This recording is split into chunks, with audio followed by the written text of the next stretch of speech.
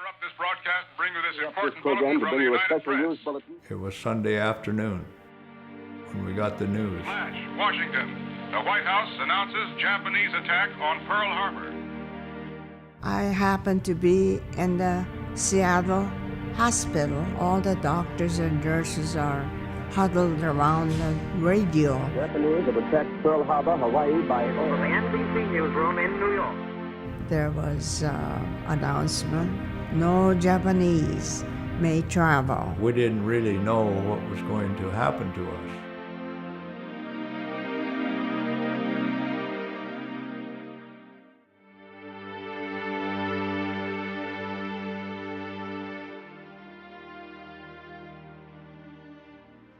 We received a notice from the government saying all Japanese, regardless whether you are a citizen or not, prepare to leave your home.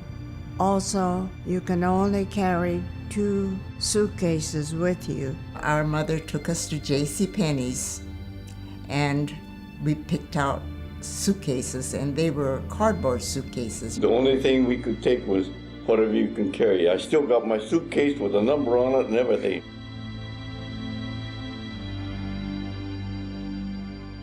I remember just packing party clothes because they were our nicest clothes. Our mother sewed a big duffel bag and she stuffed everything in there that she thought we needed. They didn't give us much chance to do anything, only a couple of weeks. So he sold 1 tractor, and from our house we sold our piano, but real cheap, you know. But we didn't get to sell anything else. We just left it in the house.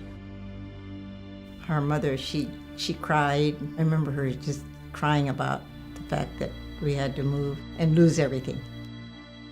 The government had these people come from Oklahoma and Arkansas, and they had them already ready to move into our farms and take over and harvest the crop and run the farm. It's kind of mind-boggling to think back of all that they had to do to get us together and move and get our farm settled and everything stored away.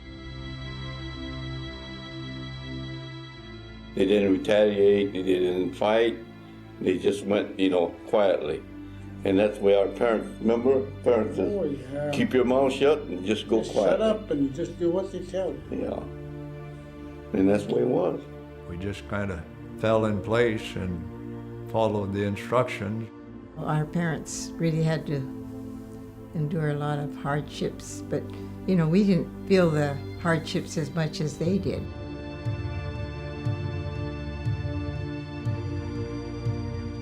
The bus came to take us. And we were taken to a stockyard. The assembly center, they called, which was the Portland stockyards.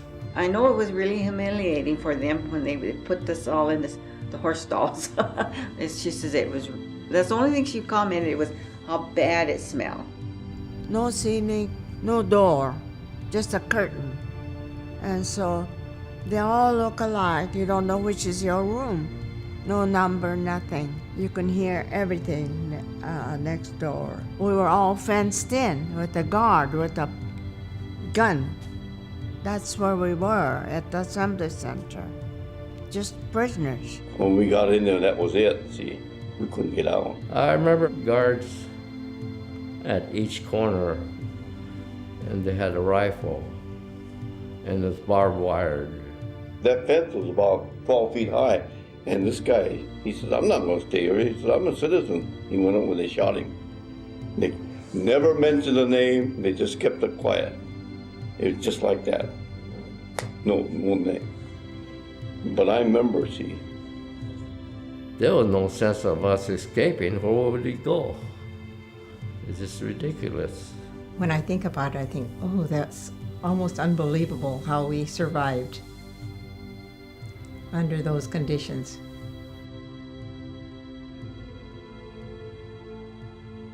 My dad didn't want to stay in there. He had 5 girls. He didn't want to stay in the camp where there's all kinds of people in there, thousands of people. The sugar beet company from Nessa, Oregon, came to recruit workers. There was a call from Eastern Oregon asking for farm labor because all the men were in the service. Amalgamated Sugar Company said we need 3,000 extra workers because of the increased production of sugar beets. Something like 1,600 could be Japanese Americans. They were getting behind on blocking the sugar beets, so they went to Department of Agriculture, I guess went to Roosevelt, and they okayed it. Even though the governors, April 7th, 42, said we don't want the enemy in our states, the state officials who dealt with the sugar beet companies, the sugar beet farmers, said we need workers. The field man came over there, and they had a table like this, and we signed up. First, they had to be cleared by the FBI to make certain they were not on any lists. About 20 young men volunteered, so I will go and work. And I was the only woman. I said, I will go to work. Our group was the first family group, and there wasn't that many families that went. My father said that, well, at least we get to do something, and we can work and we can make money. There was 5 boys and a sister, and my father wanted to make sure that they went to public school. And that was the opportunity that presented itself there, along with the freedom of being able to do as you please without, being in a fenced-in place. My dad was probably already in his 80s when I asked him, were you kind of scared? He said his friends had told him, don't go because they're probably just going to shoot you. We were placed on a train at night. All the shades were pulled down. There was a guard on the train with a rifle and a pistol. We gathered up our things again and rode the midnight train.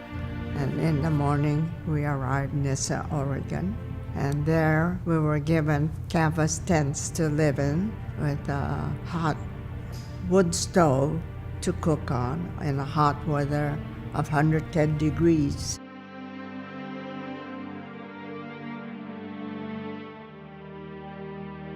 We used to take our shoes and stuff off the floor, put it on top of the bed, and there was a faucet out there with a hose, so we used to drag it over there and squirt water on the wooden floor to cool our pillow. And when it rained, they finally give us another cover to put over the top so that the rain wouldn't come into that. Yeah, we used to sleep on wet bed, when it rained.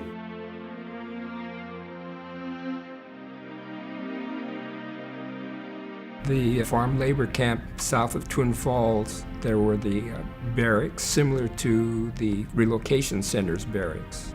Sleeping quarters, pot-bellied stove, beds, table and chairs in the rooms. And you had to go to a separate area where the hot water was located to get showers and wash your clothes and sheets. The wash tubs was located between the men's and women's showers facilities. And then attached to that building was the mess hall and meeting room, because that's where I went to school.